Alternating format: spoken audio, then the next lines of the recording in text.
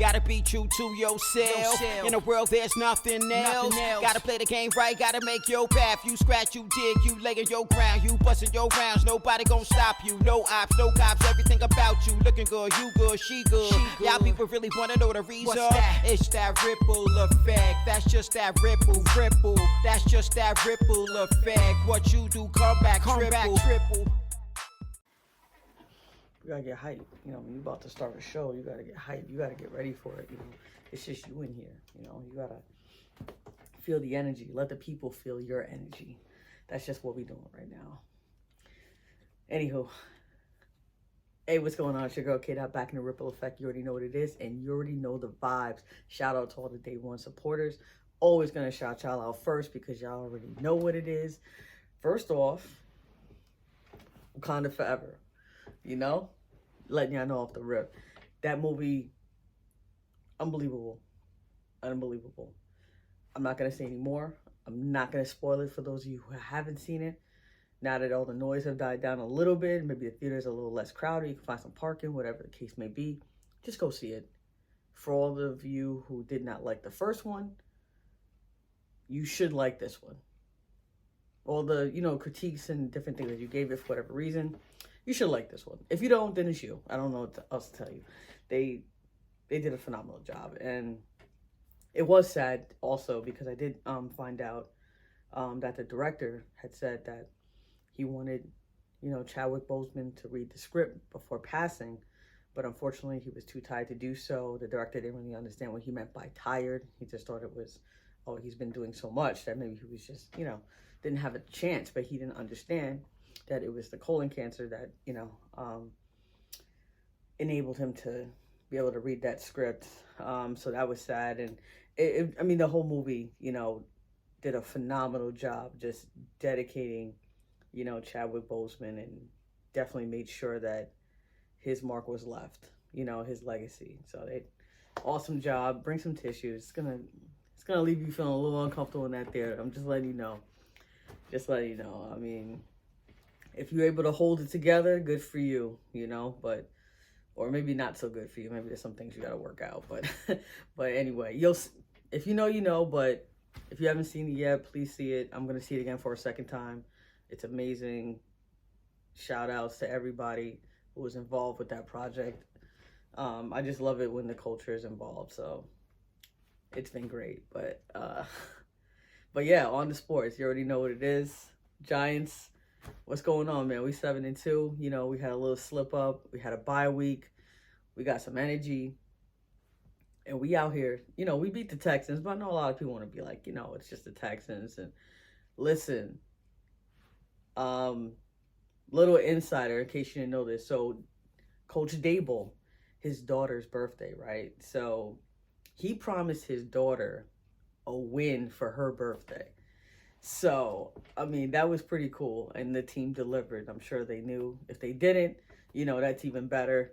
It just goes to show you that they already have that motivation. And told you Saquon Barkley's on another level, planet, you know, universe at this point, just putting in work, getting yards when we need it the most, getting touchdowns, you know, just keeping us in it, you know, and Danny Dimes trying to take care of the ball more, and the culture's just different. Look at the defense. The defense is getting back to Big D, like how, you know, pause, you know, relax. But, you know, I mean, we doing something. Like, I don't know. It's, you know, Odell Beckham Jr.'s 30th birthday was just, last week? So I say all that, like, what does that matter, right? Well, it matters because Saquon Barkley was there, you know, Sterling Shepard was there, you know, very good friends of his. Yeah, guys have friends all over the league, not necessarily meaning they're going to team up. But remember, this is where Odell was drafted. You know, this is where he had the catch. You know, it's a lot of things. And I know that they want him to come back. But at the same time, you know, they don't want to push it too much because at the end of the day, this is his life. You know, you have to be happy. But, I mean, to come back 7-2, I mean, you're not coming back to a losing situation. I know the teams that, you know, he's really looking at, that people are kind of thinking more so. It's like, yeah, it is the NFC East, but not the Giants. Some people are thinking maybe the Cowboys. And I kind of said to myself after that Cowboys Packers game, I was thinking to myself, like, yo, I think that this is going to be a test. Like, this is going to be one of these games where, if Green Bay gets their stuff together in this game against a team that's supposed to contend, then Dallas is going to have to rethink some things in terms of their offense, getting more weapons. And that's what so I definitely said to myself, listen, unadulterated. I didn't hear this from nobody. I didn't really get a chance to really, look at other platforms like I usually do. This is just my mindset. And if you know me, you know what's up. I was like, listen, if the Cowboys lose this game, they're probably definitely going to get Odell. I literally said that yesterday, like right after they lost. And shout outs to Aaron Rodgers for that block, giving him that shoulder, giving him that work.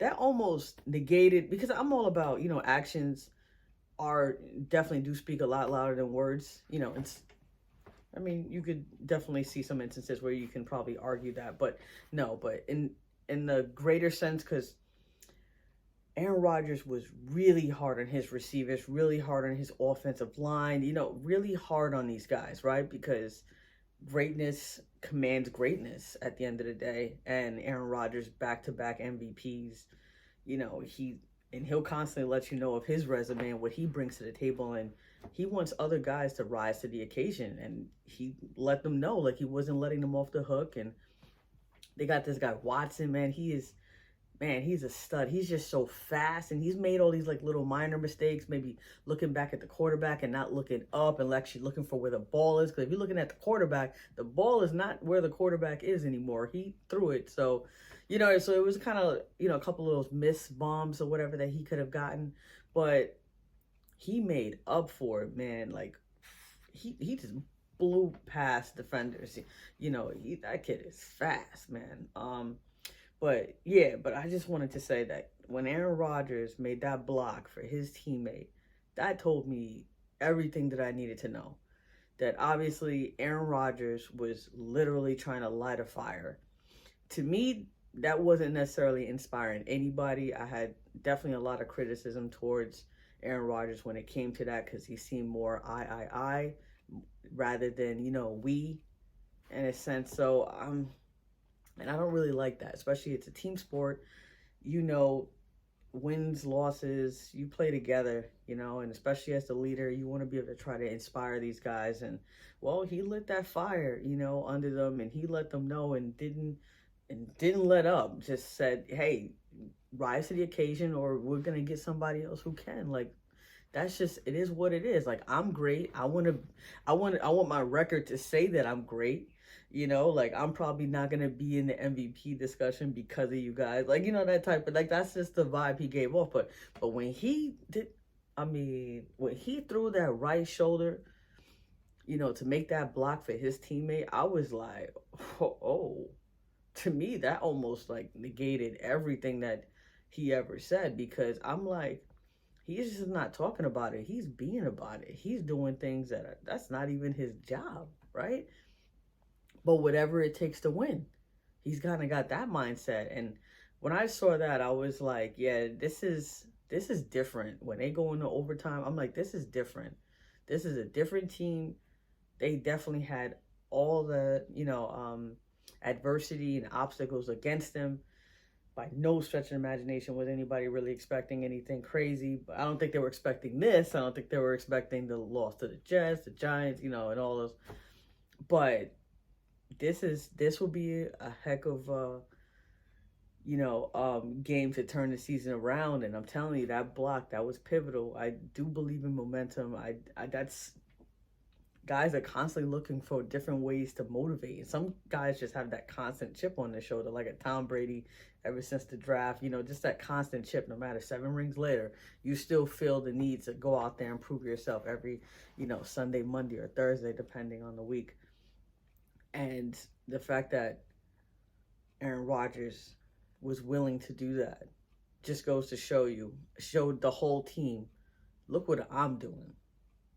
Like, yeah, I talk about the back-to-back MVPs and, and what I do out there and how I'm always throwing the ball. But, when that block, dude. Shout out to Aaron Rodgers. Shout out to the Green Bay Packers. They're looking different. No way I'm trying to say that they're going to the Super Bowl. No, not looking to lose any money there. But I'm just saying that this is going to be different. They're definitely going to make things different. You know, the NFC is always weird. You know, usually it's the NFC East that's weird because, you know, you never really know who's coming out until like week, you know, maybe 14, like 13, depends. Like I'm bugging, but you know what I mean. At the end of the day, Cowboys, they are inconsistent. You're always sure what you're gonna get for them on the defensive end, right? I mean, last night you probably would say different, but for the most part, you know, when you got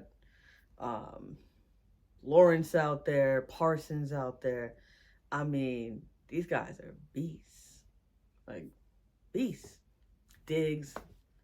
But the offense can use some help. CeeDee Lamb's doing his thing.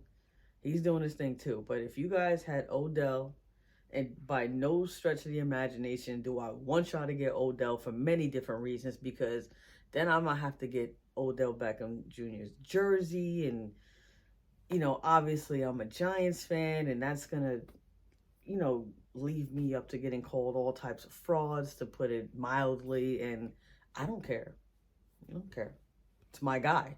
But I'm just saying, I'm just looking at it from a Cowboys stand. I mean, and you guys were all over the media, you know, I mean, from Jerry Jones, right, to Zeke, everybody was talking about this guy.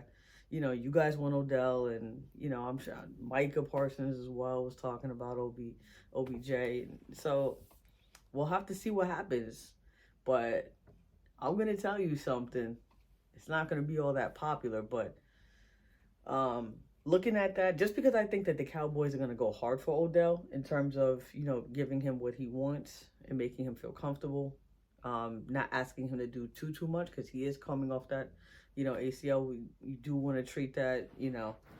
So when you think about him coming back, December, you know, it's probably a good time. You know, I wouldn't rush it any earlier than that. But anyway, the Niners, like, oh, man, watching the 49ers play, you know, against the Chargers, oh, man, I mean, yesterday was just fun, because yesterday, at the end of the day, there was a lot of things that were just going on in all these different games, and if you don't have Red Zone or anything, it's a lot to keep up with, even if you do have it. But the 49ers, like, they're just solid. And the fact that they have Christian McCaffrey, I mean, that was icing on the cake. And why I brought that up, you know, transitioning from the Cowboys to Odell situation, is because what if Odell went there? Like, now, Kyle Shanahan, you know, the offensive coordinator, that would give him so much to do. Like, I feel like his playbook would be open, wide open, you know, on things that they can do to mix it up. And there's so much that they would have to, you know what I mean? So much that they can do.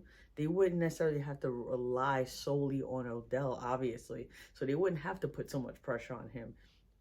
The run game is good. You already know what they're getting from Bosa and that defense. I'm like, and as long as Jimmy chills, I mean, don't let me forget about Debo, please. Like, Debo's on another level. We already know what he offers. You know, I know Stephen A is always saying about Aaron Rodgers being that bad man, but I don't know. When I think about, like, a bad man, to me, like that bad dude, that's Debo, man, because he can do it all. Like, he's so versatile, you know what I mean?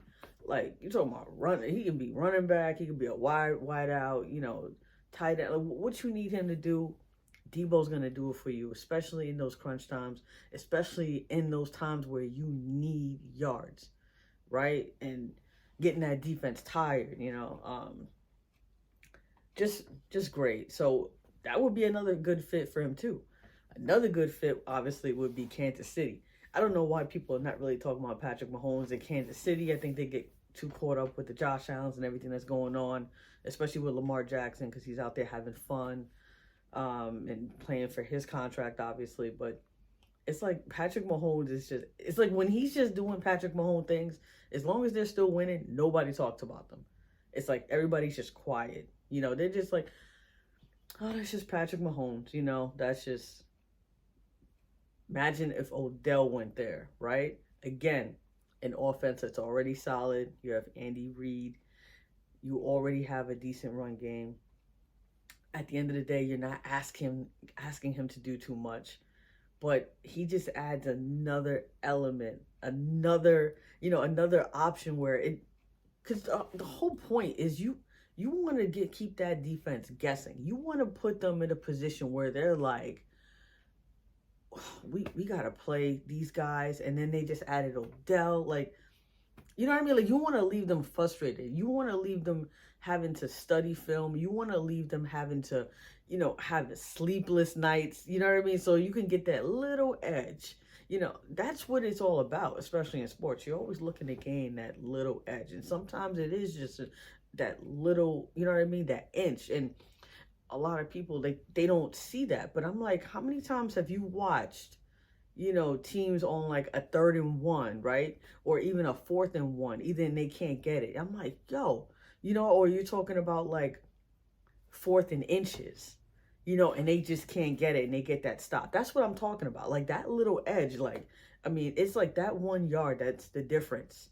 And it's amazing. I mean, that's like the best part of sports, because it really is that close, or just the NFL in general, because games can literally be decided by, a yard or less. And it's just that crazy. But enough of that. I know even the Packers, and this will be a great reason, right, for Odell to come in to the Packers to see if he can, I would say, help turn it around, because you can kind of see like the Green Bay's trying to come around, because obviously offensively they're going to need it, but they're going to be asking too much of Odell. I don't know, because of that kid Watson. I don't know. As long as he keeps sticking to the fundamentals, because he's still learning, he's still growing, Watson's going to be something. Watch out for him. But I'm not going to keep talking about Odell. I'm gonna talk about what you guys really want to talk about. All these Viking fans out here. I met a lot of y'all actually at the Commanders game last week, so I'm gonna give a shout outs to y'all, man. The Vikings, y'all doing your thing, honestly. Because one of my main things was like, listen, the Vikings were so happy after beating the Commanders, like so happy, like, just going nuts, and on the plane you saw Kirk Cousins, with the shirt off, with all the chains, going crazy. And I'm like, bruh, like, if it really took all of that for you guys to beat the Commanders, what do you guys plan on doing? I'm like, because the Commanders are not really trying to go to the Super Bowl. Like, don't get me wrong. Obviously, every NFL team has it in their mindset that they're trying to win every game and get to the Super Bowl. But I'm talking about realistically speaking. They're not built to go to the Super Bowl just yet. Hopefully after they sell the team and they got some different things going on, build a different type of culture, then we can talk about that. But the Vikings are looking to get over that hump, because they've been, Kirk Cousins, average quarterback, have all those different things thrown at him. And, Justin Jefferson has taken his game to a whole nother level. To me, he's definitely the top wide receiver in the game. Put some respect on his name. LSU is up for sure. They're doing their thing, man. I can't say enough, because the way that they were able to come out, and win after win, and it just made me change my mindset about them, because like I said, I'm like, yo, if you beat a team that's not even trying to do nothing, like, stop celebrating like you just won the Super Bowl, right? Like, that's, you're gonna have a hard time against the teams that really matter. And the fact that they were able, to win, and I'm just thinking to myself, like, I have it all wrong here. Like, I'm thinking about this all wrong. It's not even about that. It's about the fact that they find a way to win. No matter what. They're not throwing away games. They're not going to beat themselves up. Like, you know what I mean? They'll make some mistakes, but more importantly, they'll make adjustments. And that is everything. When you are able to make those adjustments, And I was thinking to myself, like, that game has so many different layers to it, because at the end of the day, I'm sitting there thinking, like, are they really going to be able to beat the Bills? And there was so much controversy over whether the Bills should even play Josh Allen. And honestly, I was thinking to myself, I don't even see how you can play Josh Allen right now, because there's a whole lot of going back and forth about his LUL, if I'm saying it correctly, his elbow, right? A ligament in his elbow. About how bad it is and whether he's able to play, and how the coach was just saying, a couple days ago that he's day to day. We're not sure. He's not practicing. Okay, he's going to practice a little bit, but he's not going to be doing too much. We're not really going to ask him to do anything crazy. And a lot of people are saying, well, you probably should just rest him because, of course, that Tommy John surgery came up. And if you know anything about that surgery, just think of it as this. If you have the surgery, it takes you a year just to recover from it and to rehab. And then it takes you a whole nother year to get back to where you were. So that's like 2 years shot. Like, you know what I mean? Like, and obviously the whole franchise is depending on Josh Allen. Josh Allen is that entire offense. Everything that he's asked to do, that's all Josh Allen. Like, that's just it. Like, and when you're asking a guy to do that much, right, you would think, especially since you have those lofty goals, you do have the talent, you do have the defense, right? You have everything you need, to be a contender, to make that Super Bowl push. That's your thing. You want it, Kansas City stops you. You're not going to let that happen this time. Overtime rules are different now. So, you got everything you want. The stars are aligned. And now it's just you have to stay healthy. Like, that's really the whole thing. Because at the end of the day, if you're not healthy, what does it matter? None of this stuff matters. But anyway, Josh Allen played, as you know. He played. And now we're sitting up here saying, okay, he played. And they still lost. They still lost. And I'm not sitting here trying to act like it ain't any given Sunday and it happens. But I am trying to say, you may have forced the issue of him playing, Josh Allen, for what? It ended up in a loss. I can appreciate that 2020 is, it's definitely, I get it. Hindsight is always 2020. I do get it. But at the same time, I don't know. I don't think I would have put him in. I think I would have let him rest, see what this team can really do without Josh Allen, make everybody else step up. That's just what the league is about. Everybody's got to step up and do what they got to do. But that's just more credit to the Vikings, right? And I know Josh Allen was upset, because I'm sure a big part of that was how he was feeling, because that's a lot of things that people don't know about injuries and players and athletes. But I'm going to give you a little insight. Like, yes, they do rely on the doctor's expertise and MRIs and x-rays and all these fancy, equipment and terms and different things of that nature. But I'm here to tell you, a lot of times, it really depends on the player, though. Because sometimes things are missed. Sometimes things are so small they can't be seen. Sometimes on the screen, it's like everything, it's enough to make the play, to say, listen, you're good on my end. How do you feel? Because a lot of it is, how do you feel? And if you're competitive as a Josh Allen, then you have a lot to prove, and you're trying to make this your MVP season. You're trying to make this your Super Bowl championship season. There's a lot riding on this, and is any quarterback, like, experience is your best teacher. And obviously, the more you're out there, the more comfortable you are, the more in rhythm you are. That matters too. Like, that's everything. And to try to keep him out, like, he's not going to do it willingly. So if you're giving him an out, right? If you're giving him the option of, hey, everything doesn't look too bad as we thought it might, So it's really up to you and how you feel and the coaching staff and everything else. And we're going to put all that together. If you're giving him that option, then like most quarterbacks or like most players, they're going to play, and that just made me think like, wow, like, man, they played. Okay. Was it worth it? Like, I would definitely ask them, like, what was it worth it? I mean, I guess you have to say yeah, right? Because you did it. But at the end of the day, I mean, I don't know. But yeah, shout out to the Vikings, man. Like, you guys are getting it done flat out. You guys are not making any excuses. You guys are, dancing, showing off, happy, and rightfully so, man. What are you guys, like 8-1 right now? So, keep doing your thing. I would say, don't get too ahead of yourselves. But I think we really have to start looking at them. They beat Buffalo. Like, everybody kept saying they're not really beating anybody real. Like, okay, they just beat Buffalo, though. Yeah, Josh Allen was injured. Stop it. They beat Buffalo, though.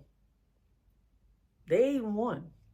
Sometimes you just got to take the L. Just give them the respect, you know what I mean? And just keep it pushing. And just say, okay, you still got to keep showing us, though. Because at the end of the day, we'll see. We will see. Because a lot of teams are starting to turn it around. Because we can't sit here and act like some of these guys aren't vets. We can't sit here and act like these guys aren't, you know what I mean? Like, they're not new to this. And when I say that, I mean like guys like Tom Brady. Everybody was ready to just throw him away, right? Just like, all right, this season's done for whatever reason. Okay, well, I know he just won in Munich, Germany, right? But that was like, I mean, you got to feel for these guys, right? Like, that's, what, a 6-hour difference? You got to think about the travel, the, routine. Remember, guys are athletes, very routine, for the most part. Especially when you're talking about the greats. And I know some will argue, but yeah, Tom has kind of been a little out of routine. But you know what? He had some time. He needed to adjust. He picked the best time to adjust, which was in the beginning of the season, because then you still have the end to make up for it, right? And that's just another thing that's going to tell you, like, Tom is not going away, right? Aaron Rodgers just told you, hey, I'm not going away so easily, right? Because the reality is, they don't know how many more years they have left they're going to be doing this. So they're really going to want to lay it all on the line, which kind of makes sense why Aaron Rodgers took it upon himself to block, right? So all these things need to be taken into account, but so I'm happy about that, because it just means that the NFL season is going to be even more exciting and even more unpredictable like the last season, but better. Because last season it was pretty predictable until the playoffs. The playoffs was just like, whoa. But it's going to be interesting, those wild card games, and to see who gets in, who gets out, who has the bye week, who has home court advantage, because that's going to matter. I'm telling y'all.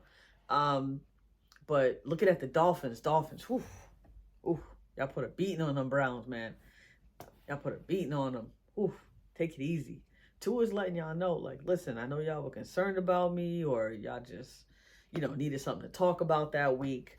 But shout outs to Tua Tagovailoa, letting y'all know, like, listen, there were some questions about me at the quarterback position, but this is what I'm able to do when you guys put me in a culture where there's not so much either controversy going on, or, the owner can kind of stay out of it, and you give him weapons like Tyreek Hill, Waddle. Like, these guys are, that defense is stepping up.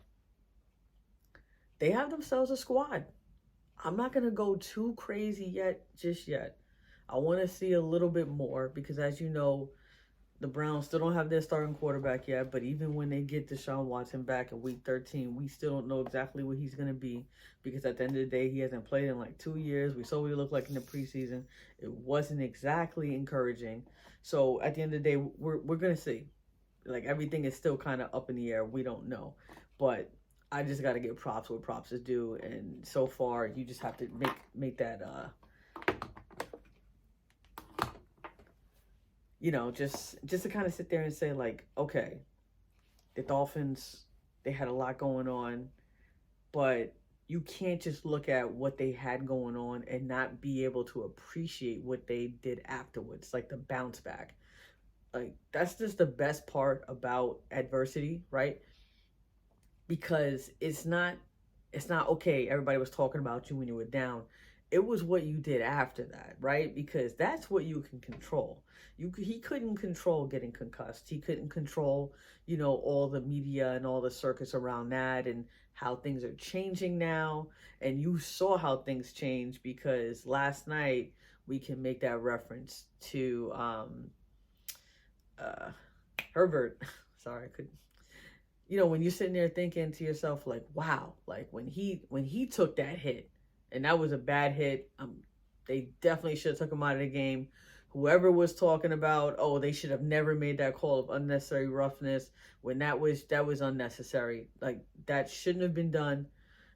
They made the right call taking him out of the game.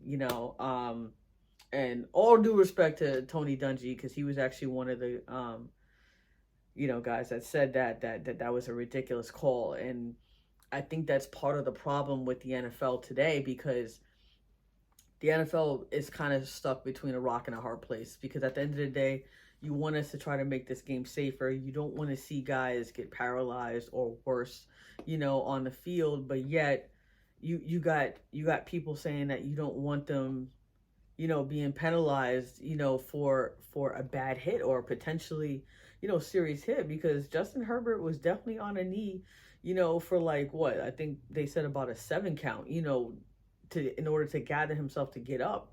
You're talking about like a 24-year-old kid, 25-year-old kid, taking some time to get up. You're thinking to yourself like, like that stuff matters. Like, I mean, just think about it. Like, Tony Dungy, when he used to play and coach, and I'm like, listen, you gotta have some type of consideration to the guys that that did play when you played and didn't have the luxury that you have to still have your memory, right? And still be able to walk around on your own and eat and do all these different things that people are really uncomfortable in, making it awkward. And they really don't want to talk about that. They don't really want to talk about the downsides of it. But I'm like, but this is exactly the thing that they're like trying to prevent. And that's why they made Justin Herbert get out of the game and kind of just had him looked at real quick, because these things matter. And that all came out of the Tua Tagovailoa incident, because it was, everybody was, doctors got fired. Like it was, it's a big thing now, because you got to think about the potential, long term. You can't even just think about the short term anymore, because at the end of the day, it's their livelihood that's here at stake here. So, but no, shout outs to the NFL, right call, right thing. You definitely could have saved not only that young man some grief, his family, because like I said, you don't understand long-term effects. We don't understand, CTE yet until obviously postpartum. So you got to consider all that. But anyway, to sit there and or excuse me, posthumously, that's when it really matters. Definitely had my words a little mixed up. Sorry, it's Monday. See, we starting over. It's Monday. It's all good. But anyway, you gotta be able to laugh at yourself sometimes. But anyway, Tua Tagovailoa, he's the real deal, guys. You guys, it's time to say it. Yes, he has weapons around him, but he's utilizing those weapons. He's not only utilizing those weapons, he's making smart decisions. He's making the right decisions for his football team. That's all I'm gonna say about them. Like they're just looking dangerous, guys. But we're gonna switch it up a little bit and talk about some NBA action real quick. It's a lot going on. The Nets. It's no surprise they started playing defense. It's no surprise that the team is responding to Jacques Vaughn more so than Steve Nash. I think we kind of knew, a change in culture, a change in regime was definitely going to be one of the catalysts to get them to being successful again. They beat the Lakers, they're just playing really, really well. In terms of what they've been doing lately. Um, a lot of people are worried. I pause for you because a lot of people are worried. Like, what's gonna happen when Kyrie gets back? Like, that's been a whole thing, a whole topic. What's gonna happen? A lot of people were expecting him back yesterday. You know, so it's like a lot of controversy deciding around that. And at the end of the day, the reality is we don't know. Some people can speculate and say, well, it's going to go back to how it was, or some people would say they're better off without him. The reality is we don't know. We really don't know because if we're being honest, we don't know because we don't know what Kyrie's going to do. It really depends on what he's going to do. Is he going to buy in? Is he going to understand where Jacques Vaughn is coming from, and respect his plays and respect what he's trying to do with this team, like trying to lead this team in his, through his eyes and his direction. It just depends on how much he buys in, honestly, because if we're just talking about strictly basketball and we're just trying to say, is Kyrie going to be able to be acclimated to the way the Nets style of basketball right now with playing defense and playing within a system? Kyrie Irving as a basketball player can fit into any system. Claxton even said this, the other day. He can fit into any system. That's not the argument. Like you're either don't know basketball or you're just such a Kyrie hater that you can't even see past, you know what I mean? Like whatever's going on off the court. He can fit into any system. That's not the real question. The real question is, will he buy into it? Is this something that is he gonna want to do that?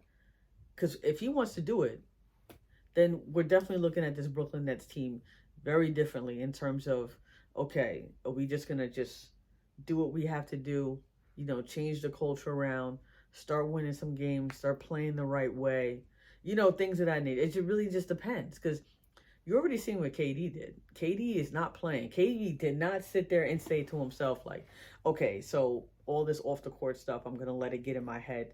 No. KD is a real hooper, a true hooper at heart. I've said this in my last pod in terms of, playing basketball is his sanctuary. And it's like that for a lot of guys or a lot of girls. It just depends, like, you know what I mean, on the player or your why of why you're playing. It's really a place where you can kind of just go in and not think about the outside world. And KD embodies that. Like the way he's been playing, the way he's bought in. I know there's trade rumors. There's always going to be things circulating, especially when it comes time to, making teams better. It just makes sense. Like that's what you always want to do. You always want to look for ways to make your team better. I know that's hard to believe that you think of removing Kevin Durant would do so. But that all depends on Kevin Durant too, because maybe he wants to. I don't think that's something that the Nets want to do. But if KD doesn't want to play there, what are they gonna do? But right now, I think they're starting to build that same culture that they had prior to Kyrie Irving and KD arriving. When they had Karis LeVert and Jared Allen, Dinwiddie. I mean, I just thought that squad. I mean, who doesn't love the allure of superstars, right? But sometimes you got to sit there and think about at what cost. And it's like I've been saying too. I've also loved the direction the NBA is going, because I think we're kind of getting out of that superstar, super team type of mentality. Like we're looking into building a real team of culture, of substance. Something that's sustainable, not to win a ring and then, be terrible for like the next couple, years or even decade, and a lot of those teams, you can tell, like they're starting to really break out of that and starting to just say to themselves, let's just build. Like, look what the Celtics are doing. Look what Memphis is doing. Look what the Jazz are doing. Look what Cleveland is doing. I mean, Garland, what did he put up, like 51 or something? This dude Garland is a problem. And he only played like, 3 games so far? This dude's going to be a problem this year. Staying healthy, this dude's going to be a problem. You already see what Donovan Mitchell's been doing. That's why I wanted him. But, the Knicks, I hear trade rumors with Randall. That's all I'm going to say about that. Knicks, definitely very difficult to watch. They did win the other day, but it's just mainly the inconsistency. When you sit there and watch them, what was it, a couple days ago, and the game was just not watchable. Like, it just, if you're a Knicks fan, like, it hurts. Like, it physically hurts to watch them play sometimes. Like, I can't do it. No, like, I can't do it. But yeah, so when I think about teams like Philly, you see what Embiid is doing. There are some talks about KD going to Philly. That would be interesting. Also, would be dangerous too, in terms of the league. But then it gets kind of back into that super team type of, that I don't really care for. But it's still early in the NBA. I'm sure there's going to be moves. There's still going to be a lot of things going on. I forget. They also talk about, look at the Bulls, right? They've talked about possible landing spots for KD with the Bulls. It's a lot of different trade scenarios. And the reality is whoever has the assets, the money, the picks, that's really how that's going to be, factored in alongside whether KD wants to go there, obviously. But also other players that may be on the move. Look out for Draymond Green, right? That might be an end of an era, so to speak, when you think about, Iggy, Draymond, Clay, and Steph, because those four, those were kind of like the core, to winning all those four championships. But Iggy already made himself clear that this is going to be his last year, right? So he's already left, right? Not yet, but I'm saying already in his mind, like, that's it. After this season, whatever you guys do, whatever we do, but I'm not going to be here. I can see him maybe being in the front office, maybe being a player coach, different things of that nature. I could see that. Like a UD type of, role for this season. That's what it kind of feels like. But a lot of people were saying, are they going to pay Draymond? He was a big part of the reason why they have those 4 rings. And yeah, while that is true, but Golden State has always been about the future, right? They've always been about, yes, paying guys that deserve to get paid, but at the same time, right now that they understand that there is a switch between the old and new, and you have to, and as an organization, you have to, like, that's like, I would say, the tough part about the job, because you do want to give respect and dedication to the guys who did put in all that work, who did get you those championships, never left, no stone unturned, right? They gave their heart and soul to this place. So you definitely want to give them their gratitude, and their respect. But at the same time, you don't want to miss a window, because if you miss that window, that could cost you 5 years, 10 years, depending. And if you don't believe me, just look around some of these, around the league, some of these organizations that still to this day still can't get it together. And my Knicks are included in that conversation. And it's because you don't understand how making, that wrong decision that 1 year just becomes like a trickle down effect, for years to come, or a ripple effect. But looking at Golden State, they're making the right decision. You had, because Moody, young, right? Wiseman, young, still learning, still working, trying to figure out what he's going to be, what kind of player he's going to be. You also have Wiseman, Kuminga. You're trying to figure out where these guys are going to fit in and what they're going to do, and how you're going to keep them being successful. Like, what do you don't have, Gary Payton II anymore.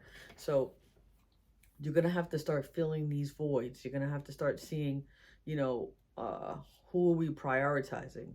And I think the league is, the Golden State Warriors always made it pretty clear that Draymond wasn't going to be their primary, priority. It wasn't going to be like, okay, we have a lot of priorities, but I didn't see Draymond being in, like, the top 5. They still got to pay Clay. You have to think about that too.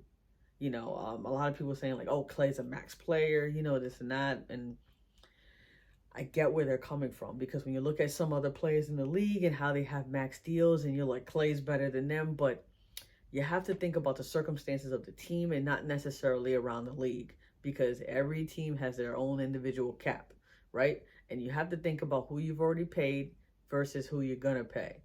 You already paid Wiggins. Obviously, Steph's already on the books. And you paid Jordan Poole. You have to think, like, they did make it clear that they were planning on, going above the luxury tax, and that's just something that they just got to deal with.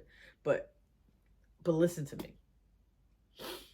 It's not going to be easy, to figure out how Draymond is going to get paid, what he wants to get paid, because it's not like the Golden State Warriors are trying to be disrespectful, right? Not at all. Like Joe Lacob and them, like they're, respectful. They're businessmen. They're going to negotiate. They're going to figure it out, right? But at the same time, I personally think, and I even said it a couple episodes ago, Draymond Green has other plans. I think he's going to be going to LA. That's just me personally. I think about relationships, because relationships do matter. I know sometimes we get caught up in the game. We kind of get caught up in more so, winning, and we get caught up with the chemistry and this and that. But a lot of time these guys, like, they have other things going on. They have other business, things outside of basketball going on. And that's definitely their priority. Draymond and LeBron are in business together. I need you guys to keep that in mind. And I know some people don't think that stuff matters, and I'm telling you it does. It does matter. And that doesn't mean I can't be wrong, but it also means that I could be right. So just keep it in mind. Just keep it an open mind. That's all I'm trying to say. And another thing I want to say before I cap this off, man, shout out to the Blazers. The Blazers are a team that they're coming. They're coming. Like, it's like you don't even want to call them a sleeper team, because that's kind of disrespectful in a way, because it's like you already know what Dame is gonna do. Simons is already showing you, like, I mean, you have multiple guys. I mean, Hart, solid, role player guy. Yeah, it's you have Grant. Look, listen. They have a team. Like a team like that, I would love to see them in Memphis go at it. And that's no disrespect to Memphis, because I know Memphis has already got their eyes on Golden State and bigger things. But I'm telling you, the Blazers, a lot of people didn't see them coming. They're here. Watch out. Shout out to all the Blazers fans. I love shouting out all the fans that, have had it rough. Like, that pretty much weren't really in the mix for a couple years. So if you have a chance to be in the mix, man, like, I'm gonna let y'all know, like, that's what's up. So, but guys, I'm about to get out of here, but before I do, I'm gonna let you guys know something. Like I said, we're getting into the holiday season, so I wanted to let you guys know that I'm gonna be giving these babies away. Yeah, it's a 16-month calendar. It is Michael Jordan. You can say he's the GOAT. You can say he's second. I don't know where he rates on your personal, I can only speak for my era, right? And I'm sure other people will speak up for theirs, but so it's 2023, so I think that's kind of cool how they're honoring, emphasis on 23 with the 16-month calendar. It's got, him back when he was in the All-Star, back when he was in the Olympics, USA. It's cool. It's got his best highlights, best moves. It even has like different moves where you see him where to start and you see him finishing. It's great. But anyway, I'm giving those out. All I'm going to ask you guys to do, if you can tell me, wait for it. If you can tell me who's my favorite basketball player of all time, and I mean of all time, if you can tell me that, then I know a lot of people can be like, well, that's not fair. And this, if you've been listening, then you know.